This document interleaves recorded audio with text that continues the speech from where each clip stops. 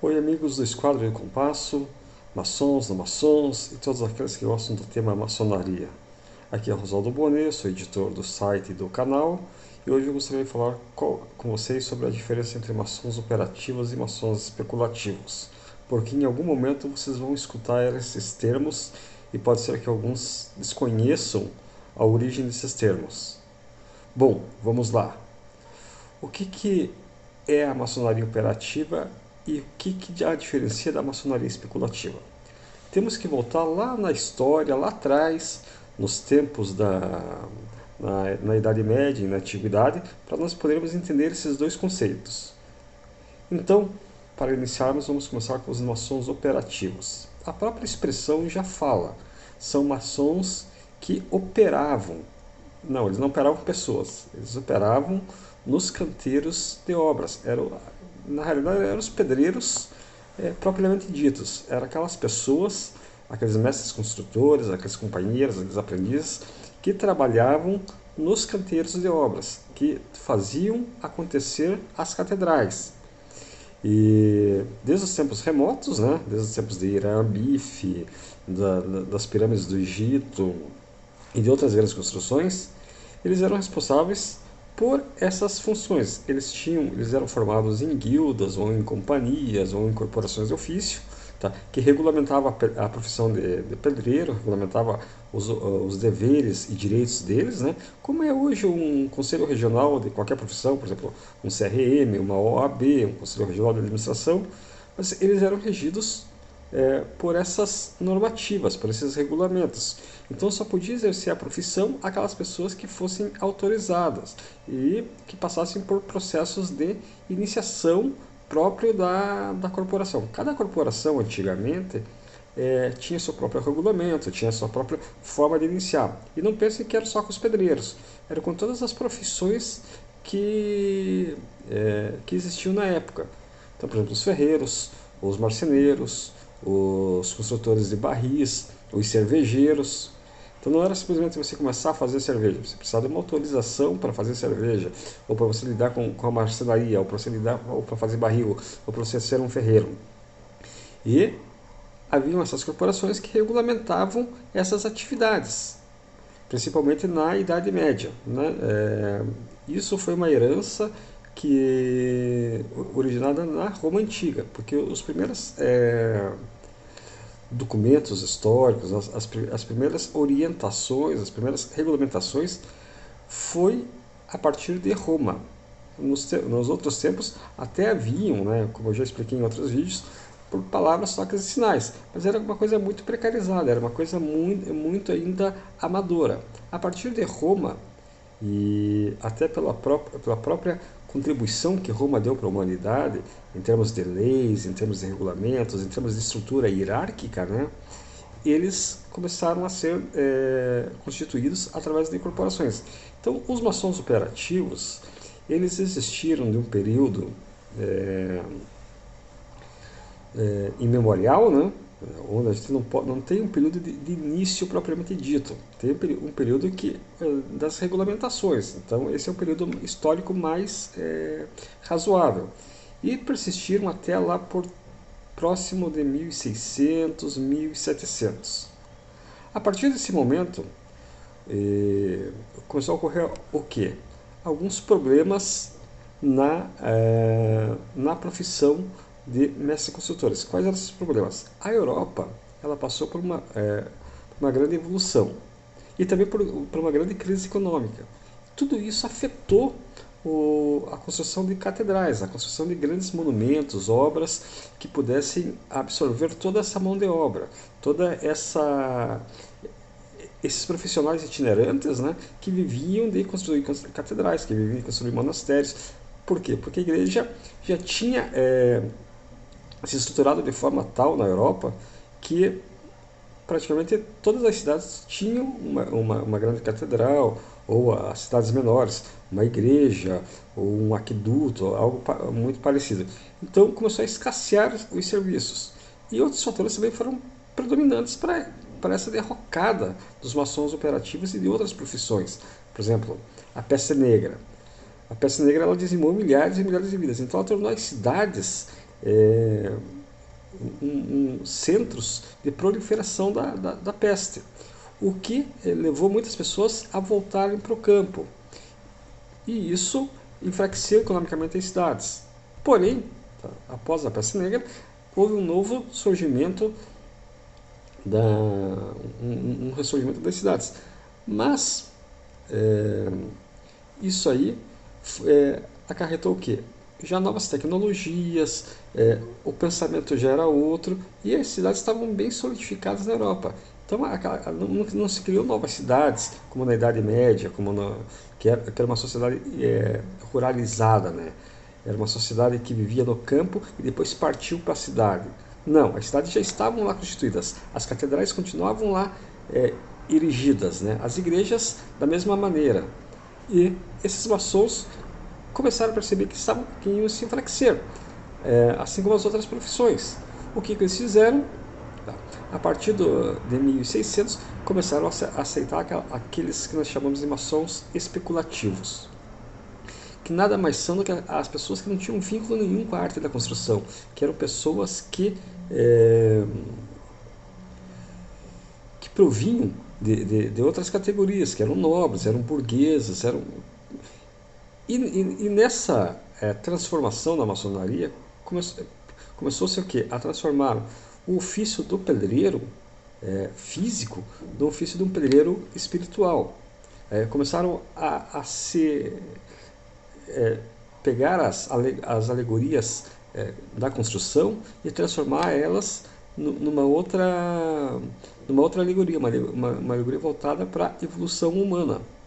Então, esses maçons especulativos, eles deram, principalmente a partir de 1598, com os pergaminhos de Shaw, de William Shaw, que foi o cara que eu considero o pai da maçonaria moderna. Por quê?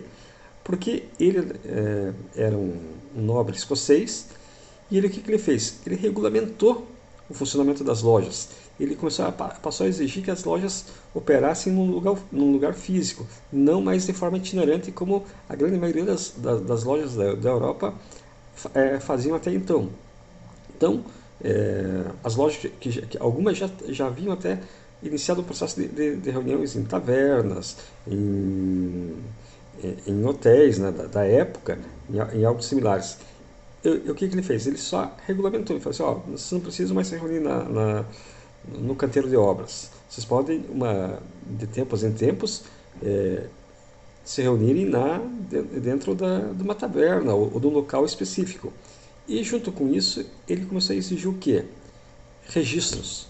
Que todos aqueles que fizessem parte daquela loja fossem registrados não mais de forma oral, mas de forma escrita. É por isso que ele foi considerado o pai da maçonaria moderna. Por quê? Porque foi a partir dele que começaram a existir registros históricos da existência de maçons operativos e especulativos. E essa metodologia se expandiu pela Escócia, depois ele iniciou pessoas na Inglaterra, e isso foi evoluindo, até que em 1717, na reunião das quatro lojas inglesas, né, houve a criação do que nós conhecemos agora por maçonaria totalmente especulativa. Então, a maçonaria perdeu aquele know-how histórico, aquele conhecimento operacional, e passou a ter, a partir de então, conhecimento espiritual. Essa é a principal distinção entre os maçons. Então, quando você ouviu falar de maçom operativo, é aquele maçom que era o pedreiro, que era o cara lá que estava fazendo parte da obra, que era o cara que fazia parte que construía, que botava a mão na massa lá, era pau para toda a obra, né? E o maçom especulativo já não. O maçom especulativo foi aquele que, principalmente a partir de 1600, de 1700, foi iniciado, mas não tinha vínculo nenhum com a profissão. Era aquela pessoa, aquele nobre, aquele burguês, aquele fidalgo, que não entendia, mas que começou a transformar a maçonaria em algo um pouco mais avançado, um pouco mais evoluída. Deixou de ter aquele embasamento construtivo para ser uma construção e uma lapidação da nossa própria pedra bruta. com isso, a maçonaria foi evoluindo. É claro, quando a gente fala de evolução de operacional para especulativo, não foi uma coisa que aconteceu assim da luz do dia, né? Foi um processo demorado até, mas gradativo. Então, por exemplo, você começou na Escócia, e até pela próprias peculiaridades da época. Na época não tinha internet, não tinha meios de transportes avançados, não tinha telegrama, era cavalo, era no pergaminho. Então, essa evolução ela foi um pouco que demorada, porque até chegar nos outros cantos da Europa, até chegar em, em outros países, né, foi um processo que levou aí 100, 200 anos até se concretizar numa maçonaria 100% especulativa. Ah, mas e o que aconteceu com os pedreiros? Infelizmente, os pedreiros, como maçons, como profissionais que tinham dentro das corporações normas, procedimentos, palavras, toques, sinais, esses passaram a ser especulativos. E os pedreiros mesmo, os pedreiros passaram como nas outras guildas, nas outras corporações, a viverem de pequenas obras, de pequenas reformas, pois a solidificação das cidades europeias já não dava mais espaço para tanto. Então eles foram procurar outros canteiros e já não tinha a mesma importância, né, já não tinha o mesmo padrão de estrutural e hierárquico que os pedreiros especulativos, os maçons até, propriamente ditos, né, tinham. Então a maçonaria ela passou por esse processo mais para sobreviver do que para se manter. A construção, claro, a construção sempre houve necessidade de existir. Porém, os maçons, os primeiros operativos a idealizarem a maçonaria especulativa, viram que para salvaguardar a corporação deles e para dar um novo caminho para eles deixarem de ser itinerantes e passarem a viver de uma maçonaria espiritual, eles precisavam trazer quem? Pessoas influentes, pessoas que na época tinham o poder econômico e o poder político. Tendo poder econômico e poder político, tudo ficava mais fácil. Eles não precisavam mais se debater, passar privações por falta de obras físicas, por falta de obras concretas. Eles passaram a ser muito mais uma instituição filosófica do que uma instituição operacional, uma instituição que vivia exclusivamente de construção. É como se fosse algo assim muito parecido com um sindicato hoje. Eles deixaram de viver nos canteiros de obras para viver nas grandes cidades, para vestir uma nova vestimenta estrutural, uma nova vestimenta hierárquica, na qual eles aceitavam pessoas, desde que essas pessoas agregassem algo para a maçonaria como um todo, né? Então não havia mais necessidade de você aprender o ofício de pedreiro. Havia necessidade de você aprender a alegoria, de forma alegórica, de forma filosófica, de forma evolucionista, o ofício do pedreiro espiritual. Deu para entender? Então, daqui para frente vocês já sabem o que é maçonaria operativa e o que é maçonaria especulativa.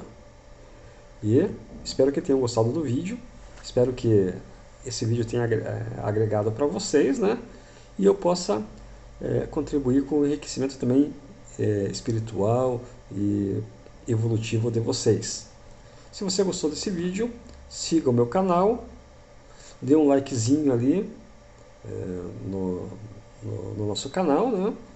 E até o próximo vídeo. Um tríplice fraternal abraço, saúde, força e união, e um bom dia a todos.